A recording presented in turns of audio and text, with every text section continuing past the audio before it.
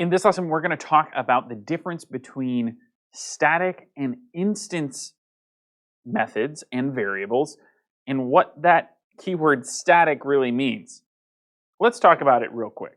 So if we're looking at, let's say, we're going to call this static here.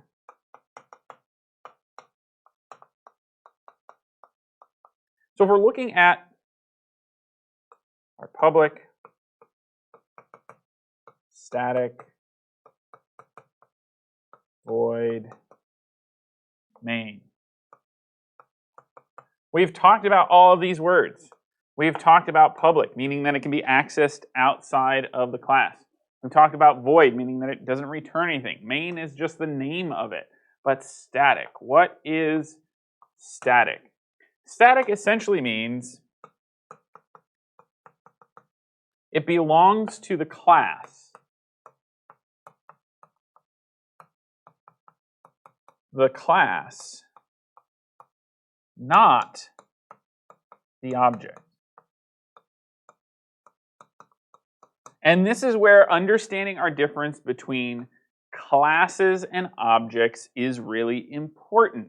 So a static method or a static variable, so this can be methods or variables,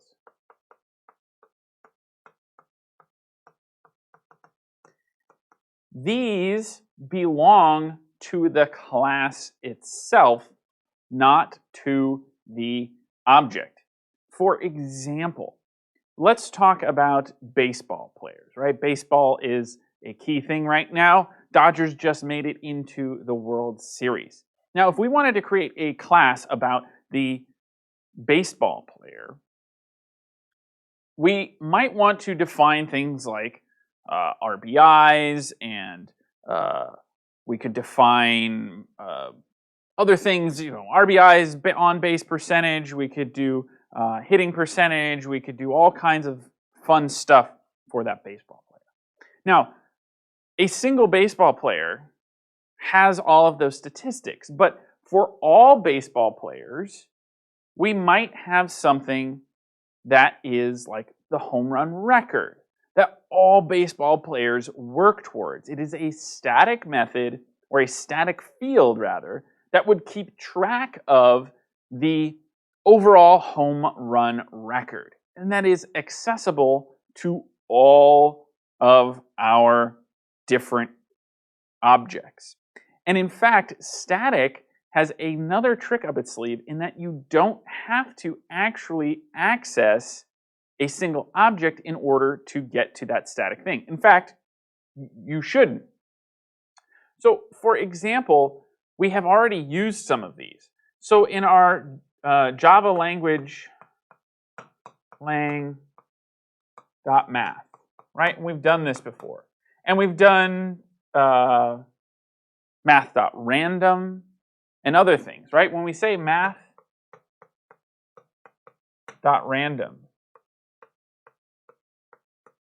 when we do this, random is a static method.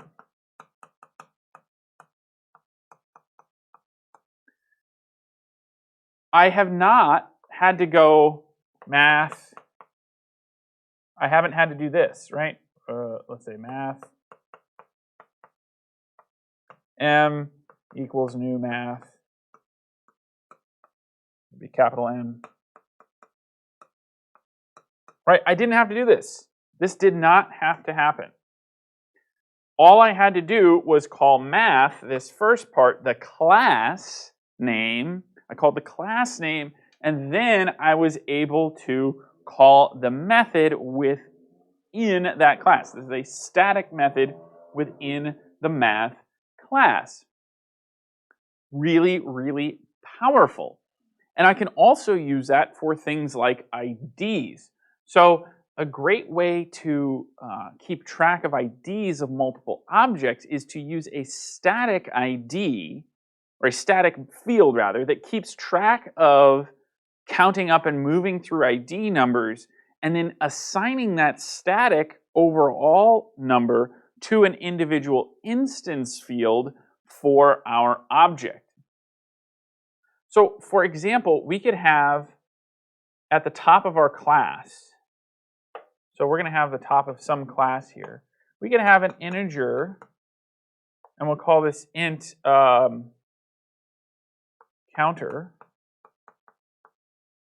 And this is our ID counter. Let's give it a better name. We'll call it ID counter. ID counter. So this would increment our counter, and we can set it to 0. This is actually a really terrible way to do IDs in terms of security, but it's not a bad way to learn how IDs are generated. So we have this, and if we put the static keyword in here, static, move all this over here. I'm going to just rewrite it. So let's say static, the lowercase s, int ID counter, and we'll give it initial value of 0. This ID counter now is a way to increment and move through adding IDs. And then we can create another int, and we'll call this int ID. And this will just not initialize. We'll declare it, but we won't initialize it. Now, if I have a constructor, and I don't know, what is the book class? Maybe. We'll continue the book class. Public book. And we'll go ahead and use a default constructor here. I can now increment my num, my ID counter, and add it into my ID. So let's say like this. So we're going to do ID equals ID counter plus plus. So our ID now equals our ID counter plus plus, which means that ID counter will increment each time and save it into the ID of each new book. So this adds a new ID number to each book created. So by using this static variable here, it will keep track, no matter what's going on with each book individually, it will keep track of all of the book's ID numbers and keep adding up for us. Now, something to consider about static and to remember is that static variables and static methods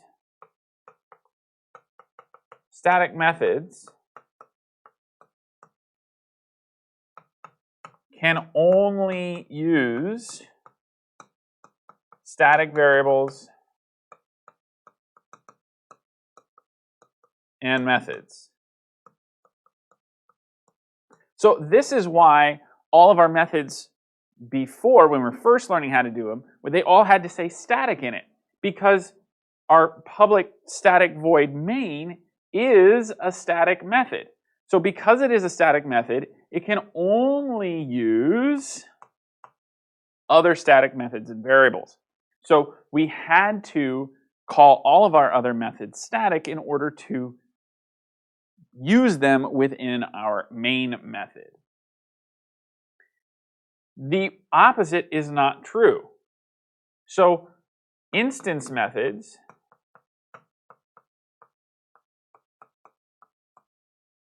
can use static or instance variables.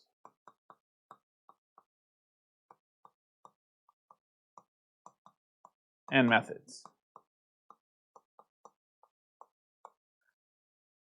So a single baseball player could set the new home run record, but the home run record cannot change our single player, if that makes sense. So our overall static things can't manipulate non-static things, but non-static things can change static things. And that is the real difference between static and instance. Static belongs to the class and all of the objects within that class belongs to all of them. And we don't even have to have an object in order to use a static variable or method. But instance variables belong just to this single object and give us tools that only can be used within that single object. All right, that is the difference between static and instance. I'll see you guys in the next one.